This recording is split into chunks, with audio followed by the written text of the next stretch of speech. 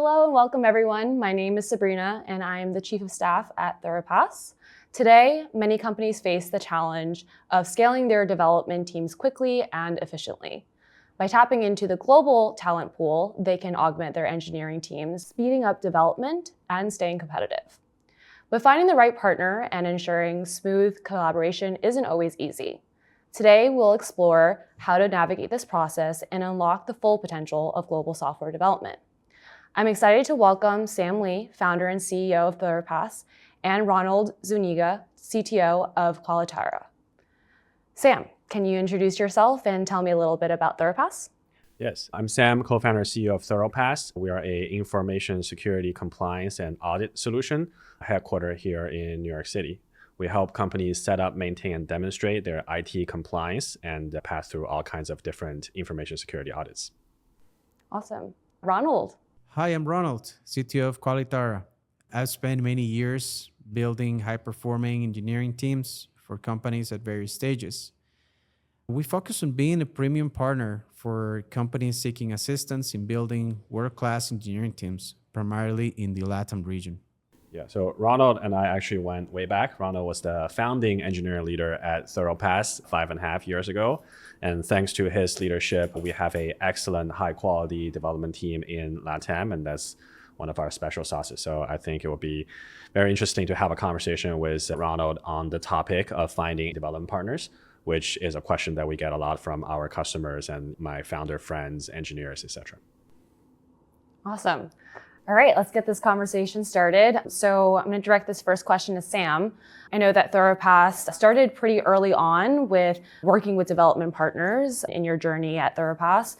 So I just want to hear from you for early stage startups, what are some of the key advantages of augmenting engineering resources with nearshore or offshore talents? Yeah, it's a great question. Both for Thoropass and my prior company, we started our development building the first product, our MVP, with a development team that is located outside the United States. For my last company, we worked with a team in Portugal and Belarus.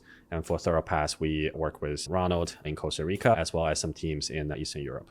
So I think for early stage companies, the most important thing is to, one, get a product into market so that you can learn from your customers, prove the product market fit, and validate all the assumptions that you have when you start a company. And speed is the essence. Arguably, you don't need the most robust solution, but you need something that can prove out the concept that you're trying to build. So, many companies, in order to speed it up, working with a offshore engineering team is a great way and a cost-effective way to get that going. Not only can they augment your engineering capabilities that are based in the US, they can help you build out solutions really quickly and hopefully at a higher quality. And then as you start to scale, you have different needs that come up, which the team can also help with. So I found it to be a very effective way to test out concepts without necessarily having to hire a big full-time team based in the US, which could be expensive. Great. And Ronald, you have this unique perspective, having been a part of Thoropass's journey from the very beginning. So you have that side of the perspective, as well as now being on the other side, helping with outsourcing. So we'd love to hear from you, what are the key advantages? Yes, absolutely. Especially for small startups, I would say that you definitely need to look for the experience. You need a partner that can show you that they have done it before and that they are in the top of the game in software engineering. You don't want to spend your money or your early rounds in software that you will have to throw away. So I think that the most important thing when considering outsourcing initiatives or your development has to be around the experience of the company, the experience of the management, and the talent that you're going to get. Yeah, that makes sense. And now as we move on to growing companies, Sam, I want to direct this question to you. As Thoropass has grown, how has your outsourcing needs changed? Yeah, when we first started, we have Ronald, we have 3 other engineers. That's the starting team. Now we have about 60, 70 people in our, what we call the labs organization, which is engineering, product, and design. And it's been quite a journey, and our need has evolved. 2 patterns that I see for later stage companies or growing companies working with offshore team. One is you have a kind of very well-defined projects, right? These are things that have been proven, right? But we need more of it, or we need speed. We need quality. In our case, for example, we have integration with a lot of third-party software, right? This is a pretty well-defined projects that you can have your offshore team or developers who are not full-time employees at the company to work on those projects. Very well-defined, easier to manage, easier to QA. I think that's one pattern I see. The other one is quite the opposite, special projects. Established companies also want to innovate and they want to try out new things. You can go through a very expensive prioritization process in your kind of roadmap discussion, or you can allocate budget for product managers or stakeholders to run with a external outsourcing shop to prove out a concept. And if it has starting to see signals of it reaching its potential, you can start allocate full-time resource to it. I think for a growing company, these are the 2 cases that I found useful when you may want to engage with a offshore development team. Ronald, anything to add to that? Yeah, I fully agree. And when you're growing, especially if the company is growing really fast, you're also going to face the challenge of hiring. You don't want to hire too fast because then you definitely get a lot of people that you don't really want in your company. So I think that here is where outsourcing companies really come in handy. You have really good people that you can bring and you can scale up and down. As you're growing, is not always growth. Sometimes it's a little bit like a roller coaster and you need flexibility.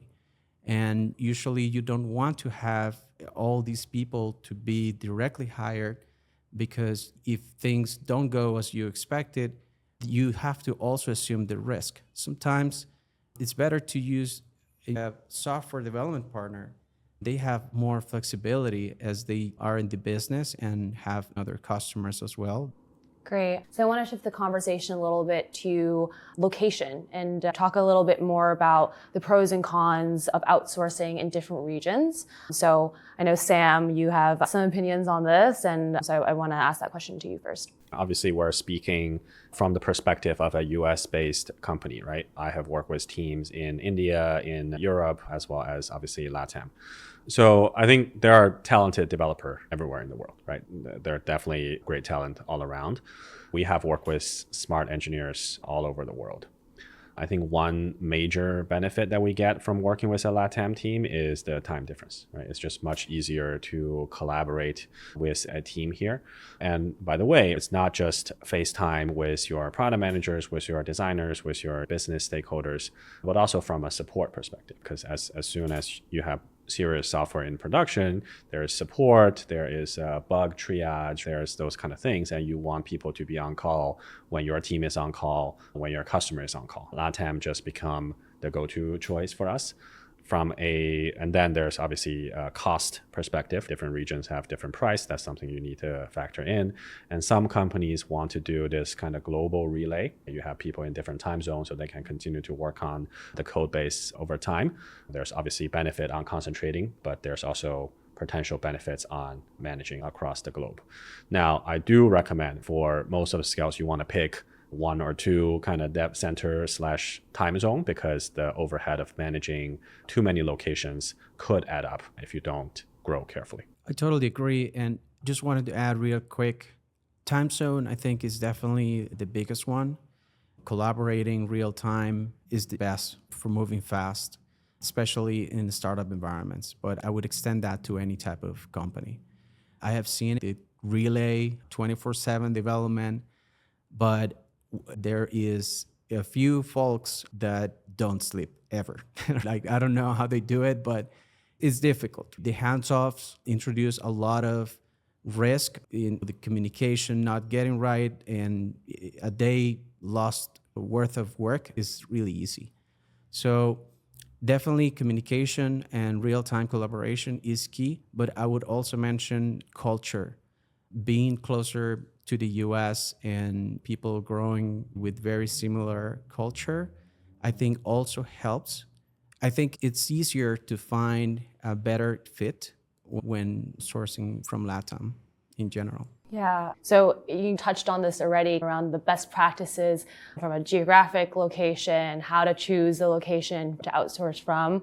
I want to continue on this best practices topic and talk about also the projects, right? What kind of projects are most suitable for outsourcing? Are there any criteria or guidelines around choosing which projects that require or are most suitable for outsourcing?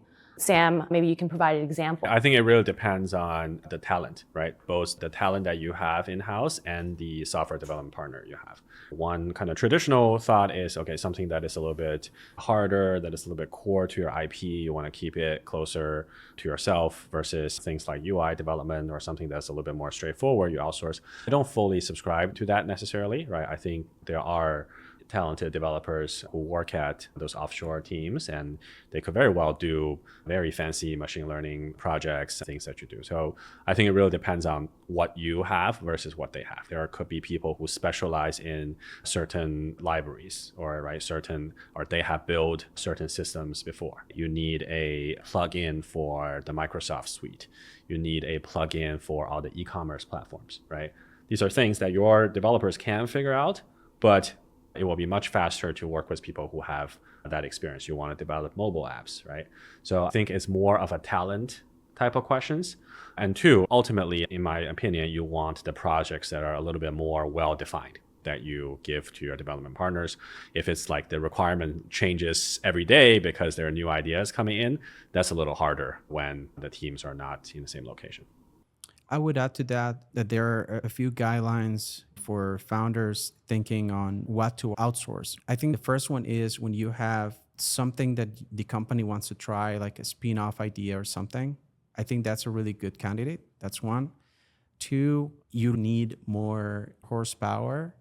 Maybe you don't have all the machinery that is needed to attract really good talent, because hiring is really hard.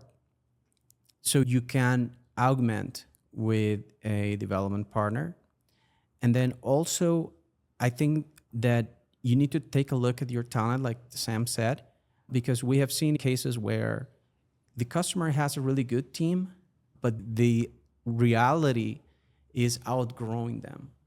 There are many people that has done this before, and they have, for instance, they have hired just the management layer, for instance, because they have the individual contributors, but they need some best practices. So it depends on what you are lacking, I think, in most cases. Yeah, makes sense. And I think this trend of outsourcing your resources and talent is a growing trend. I don't think it's going anywhere. And with that said, there are so many different partners and software developers out there.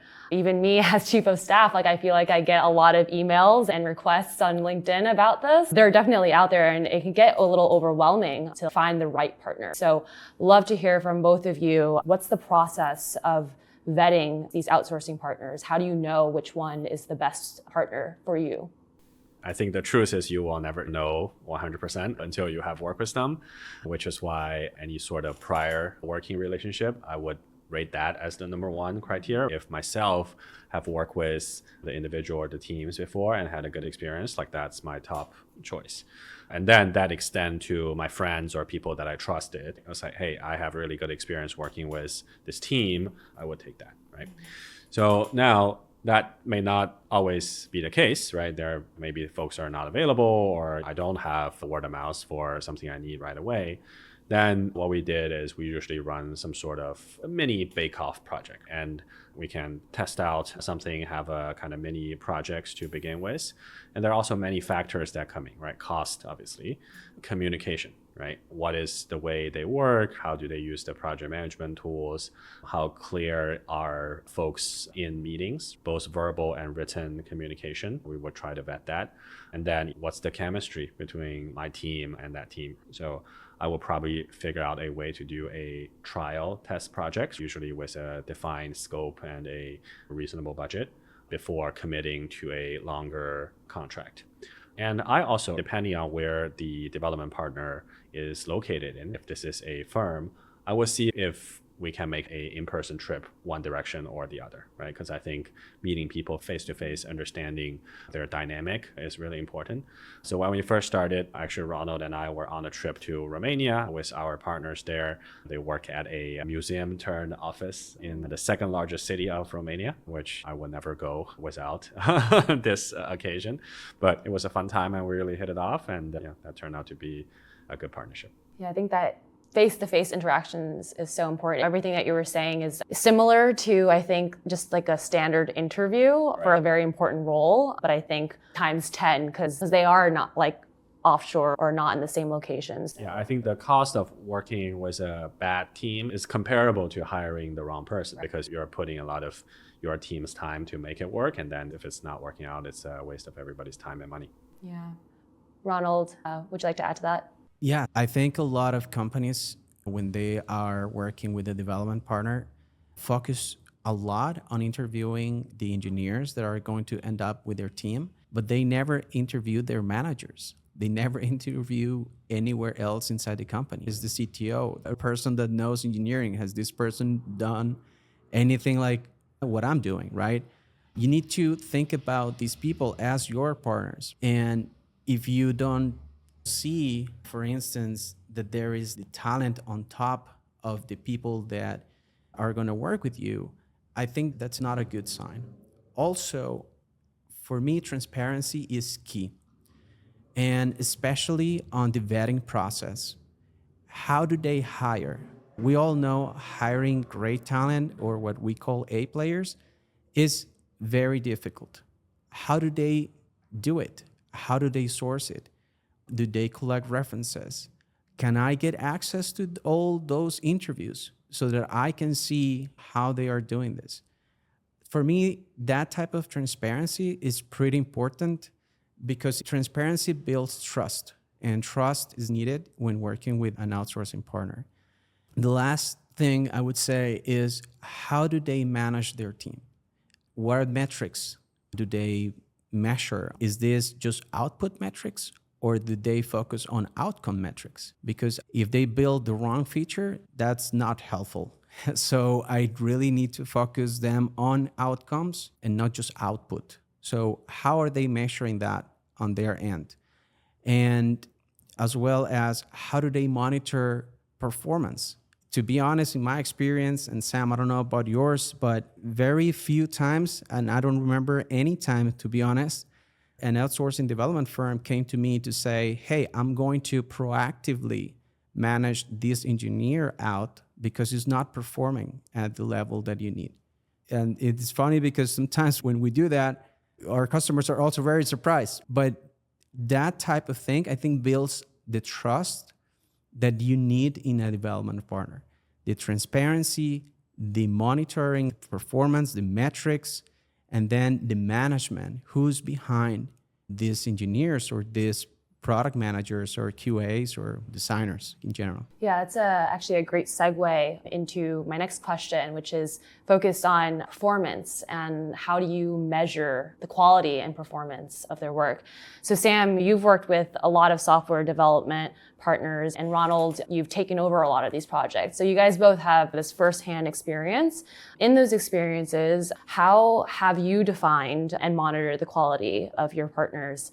And maybe you could provide some actual examples from your experience. Yeah. So I think, as Ronald said, good teams, right, they would monitor their performance themselves. And that's what we expect from our partners. That's what we expect from our own engineering managers.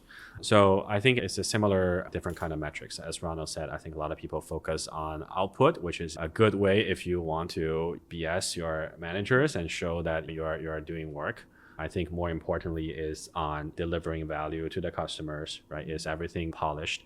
And one other thing I would add is people who, quote unquote, do the right thing without them necessarily being written explicitly on a Jira ticket. I've worked with dev shops that says, oh, this is not on your acceptance requirements. Okay, if we're playing this game, both of us will be wasting a lot of time on writing requirements on Jira ticket. And not saying that is unimportant, but I think the right people know what good software look like, and they can make sure things are working without everything have to be explicitly written out, and also communicate the trade-offs in advance. Hey, if you want speed, we have to take away XYZ things from this. Let's have that conversation up front versus, okay, I'm just going to clock in, clock out, and do what's written on the ticket and nothing more. That's almost a red flag immediately. I would add to that a few things. The first one goes to the management. I've had really bad experience with management because often they are delivery managers or project managers or in general, not technical people. They often go to the demos, they see the demo, what the team worked on. Things can work, but then if you look under the hood, it's all garbage. It's throwaway code that was very expensive to build in the first place. So first key point here, I want engineering managers that know how things are built and that know how good looks like. Also, we get a lot of this question like, are we doing the right thing? Is this going in the right direction? So here's where you need a tool to measure this. And in our case, we developed a framework. It's an audit framework, and Sam will probably feel familiar with the audits because I used a lot of my experience at Thoropass on the audits, but moved to development and best practices in development. We created a framework. It has hundreds of tests that are not subjective. They are very objective. They pass or don't pass. Easy examples. When you go and see code review processes, are they exchanging conversations in code reviews? You can test that by getting a sample of pull requests from GitHub and see if there are real conversations happening. And is it easy yes or no? Just like an audit test. Are 2 or more code reviewers required? Yes or no, right? So there is, like I told you, hundreds of these tests, and we use this to monitor and see if the best practices are there. Because most often than not, if people have really good development habits, the outcomes are also going to be really good. If you go to the gym every single day and you eat healthy, you're going to be a healthy person, right? But if you eat McDonald's every single day, probably not. A little bit of that analogy into this framework. There are many books on standards.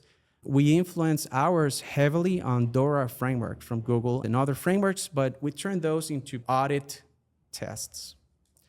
So I think those are a few ways that you can measure and you can evaluate other companies. Okay, great, Ronald. Thank you. It's really great insight. And I want to actually talk a little bit about the trust and transparency that, Ronald, you talked about earlier. Sometimes you have to rely on your developers to actually recommend a tech stack. And I think that both Sam and Ronald, you guys have some personal experience with this. So how do you ensure that, what they're recommending is actually what's best for your company long term? Yeah, that's a great question. I think picking the wrong tech stack and the libraries, right, the components could be very costly later on. All the tech debts one day need to be paid. And if you trusted the wrong person and selected the wrong stack, it could cost you a lot later on.